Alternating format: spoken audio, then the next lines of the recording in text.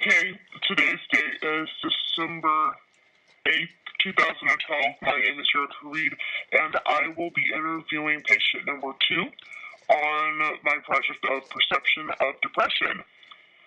Hello, patient 2. Hey, Erica. My first question is, can you please describe your experience with depression?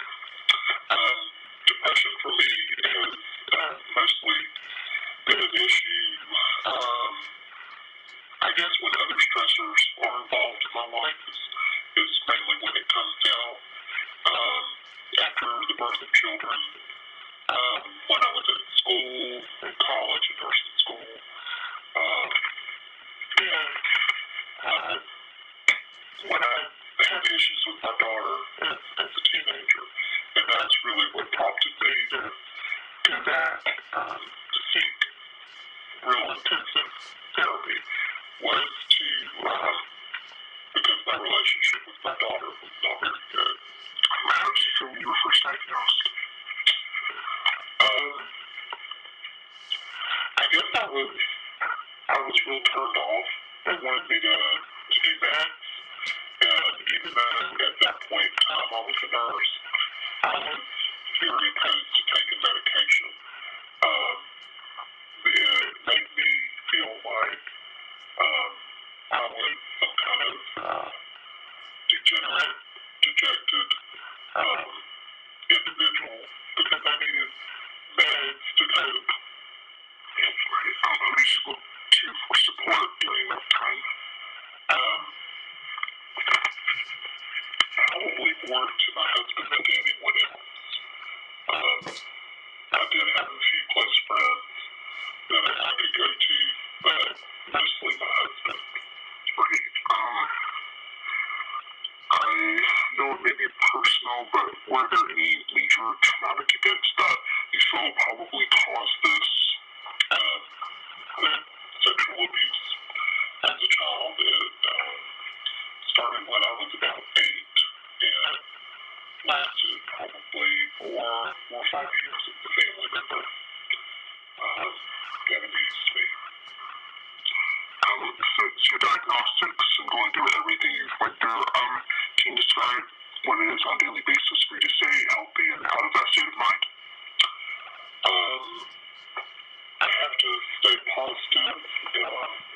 It's more about attitude than reacting to the situation that I'm in.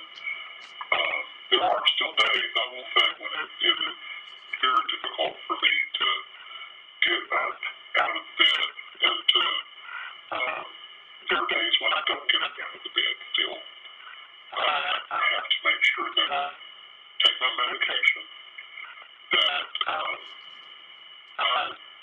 have a purpose in getting up and getting out and getting things done. My relationship with my husband and with my faith are probably the 2 main things that keep me going, keep you motivated. There are those who believe that depression is just a state of mind. Is there any corrections you want to put on that? Yes, we thought. How about that?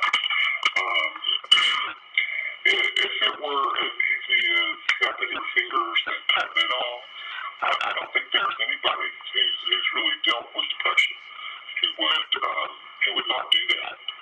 Yeah, I mean, if you could just cut it off and cut it off, then I think you would do that. I think the years of dealing with sexual abuse, of living that horror, and then you deal with that, but then there are things that happen in your married life, in your sexual experiences in your married life, and just things that come up that bring that back to the forefront, those memories back to the forefront. And I think all my endorphins got used up. I think my chemical system is is haywired from being overloaded, trying to deal with it. Were you ever diagnosed with a chemical imbalance or genetic vulnerability from past family with depression? The past family diagnosed with, did they do a lot of testing and stuff? No, not as far as, the drug that works well. There's a major difference in my overall state of mind, calmness, don't have the Dr. Jekyll, Mr. Hyde kind of flying off the handle and more of an even-keeled individual with medication on board. Right. So do you think that depression can ever really be cured completely?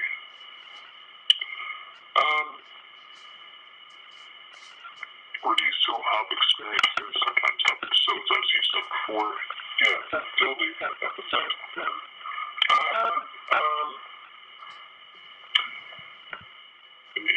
I know that there are people out there who go through periods of depression. Depression is part of life. You deal with close family members dying. Mothers deal with losing their babies before they're born, or having a stillborn. There are all kinds of events in your life that can lead to bouts of depression. I think people react differently to those stimuli, and for some people it is just a short period of time where they need to be on medication and they need to have some therapy, and then they're fine and they don't ever have any issues again. I think it depends. What brought your depression on, and how long that stressor was that you were dealing with? So you do believe that exterior experiences do trigger that? I think so. What advice can you give to someone who is helping somebody else with depression? Be patient. Try to step into their shoes a little bit. Don't rush them to quote, just get over it. That everybody deals with it in their own way and in their own time. And it does take a lot of patience and a lot of understanding. And the best thing that you can do, I think, is to listen and listen and listen some more and pray. Listen.